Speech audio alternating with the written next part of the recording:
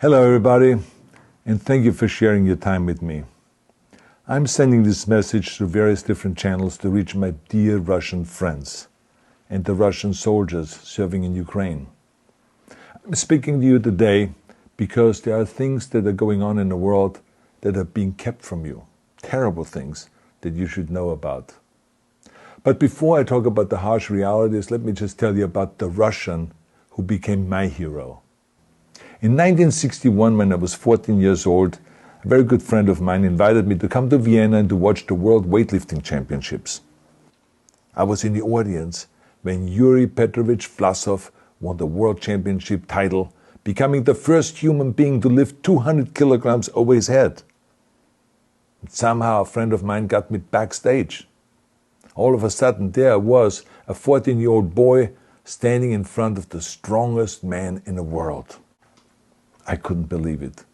He reached out to shake my hand. I still had a boy's hand. He had this powerful man's hand that swallowed mine. But he was kind, and he smiled at me. I will never forget that day. Never. I went home and I put his photo above my bed to inspire me when I started lifting weights. My father told me to take down that picture and to find a German or an Austrian hero. He got really angry, and we argued back and forth. He didn't like Russians because of his experience in the Second World War. You see, he was injured at Leningrad, where the Nazi army that he was part of did vicious harm to the great city and to its brave people. But I did not take the photograph down, no, because it didn't matter to me what flag Yuri Vlasov carried. My connections to Russia didn't stop there, by the way. Oh, it actually deepened when I traveled there with bodybuilding and for my movies and met all my Russian fans. And on one of those trips, I remember, I met Yuri Vlasov once again. It was in Moscow during the filming of Red Heat, which was the first American movie allowed to film in Red Square. Now, he and I spent the whole day together. He was so thoughtful, so kind, and so smart, and, of course, very giving. He gave me this beautiful blue coffee cup. And ever since then, I've been drinking my coffee out of every morning. Now, the reason why I'm telling you all of those things is that ever since I was 14 years old, I've had nothing but affections and respect for the people of Russia. The strength and the heart of the Russian people have always inspired me. And that is why I hope that you will let me tell you the truth about the war in Ukraine and what is happening there. No one likes to hear something critical of the government, I understand that. But as a longtime friend of the Russian people, I hope that you will hear what I have to say. And may I remind you that I speak with the same heartfelt concern as I spoke to the American people when there was an attempted insurrection on January 6th last year, when a wild crowd was storming the US Capitol, trying to overthrow our government. You see, there are moments like this that are so wrong, and then we have to speak up. And it's exactly the same with your government. I know that your government has told you that this is a war to denazify Ukraine. Denazify Ukraine? This is not true. Ukraine is a country with a Jewish president, I might add, whose father's 3 brothers were all murdered by the Nazis. You see, Ukraine did not start this war. Neither did nationalists or Nazis. Those in power in the Kremlin started this war. This is not the Russian people's war. No. As a matter of fact, let me tell you, what you should know is that 141 nations at the UN voted that Russia was the aggressor and called for it to remove its troops immediately. Only 4 countries in the entire world voted with Russia. That is a fact. See, the world has turned against Russia because of its actions in Ukraine. Whole city blocks have been flattened by Russian artillery and bombs, including a children's hospital and a maternity hospital. 3 million Ukrainian refugees, mainly women, children and elderly, fled their country, and many more are trying to seek to get out. It is a humanitarian crisis. Because of its brutality, Russia is now isolated from the society of nations. You're also not being told the truth about the consequences of this war on Russia itself. I regret to tell you that thousands of Russian soldiers that have been killed. They have been caught between Ukrainians fighting for their homeland and the Russian leadership fighting for conquest.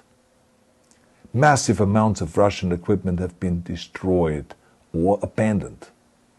The destruction that Russian bombs are raining down upon innocent civilians has so outraged the world that the strongest global economic sanctions ever taken have been imposed on your country. Those who don't deserve it on both sides of the war will suffer. The Russian government has lied not only to the citizens, but to its soldiers. Some of the soldiers were told they were going to fight Nazis. Some were told that the Ukrainian people would greet them like heroes, and some were told that they were simply going on exercise. They didn't even know that they were going into war. And some were told that they were there to protect ethnic Russians in Ukraine. None of this is true. The fact is that Russian soldiers have faced fierce resistance from the Ukrainians who want to protect their families and their country. When I see babies being pulled out of ruins, I think that I'm watching a documentary about the horrors of the Second World War, not the news of the day. Now let me tell you, when my father arrived in Leningrad, he was all pumped up on the lies of his government.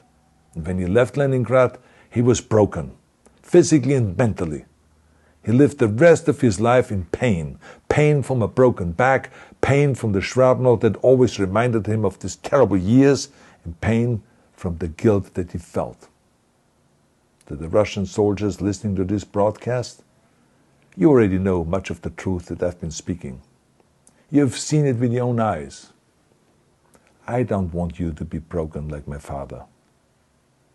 This is not the war to defend Russia that your grandfathers or your great-grandfathers fought. This is an illegal war. Your lives, your limbs, your futures are being sacrificed for a senseless war condemned by the entire world. Now, to those in power in the Kremlin, let me just ask you, why would you sacrifice those young men for your own ambitions? To the soldiers who are listening to this, remember that 11 million Russians have family connections to Ukraine. So every bullet you shoot a brother or a sister. Every bomb or every shell that falls is falling not on an enemy, but on a school, or a hospital, or a home.